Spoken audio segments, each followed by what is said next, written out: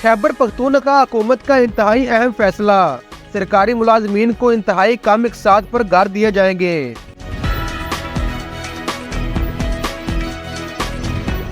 खैबर पख्तूनख्वा हुकूमत ने ग्रेड 1 से 22 तक के सरकारी मुलाजमीन को इंतहाई कम इकसाद पर घर देने का फैसला किया है।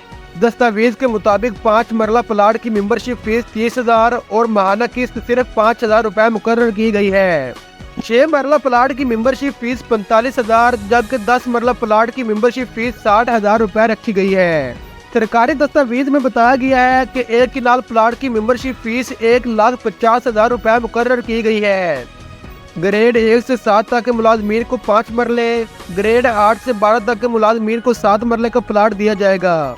इसी तरह ग्रेड 16 तक के मुलाजमीन को 10 मरले और ग्रेड 17 से ऊपर के मुलाजमीन को 1 कनाल का प्लाट दिया जाएगा।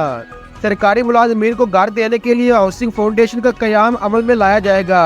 हाउसिंग फाउंडेशन के लिए इब्तदाई तौर पर 10 करोड़ रुपए के फंड्स भी मुख्तस कर दिए गए हैं। ज़राए ने बताया है कि मंसूबे के लिए मौजू अराजी देखकर इस पर अमली काम की तैयारी करने की भी हदायत कर दी गई है।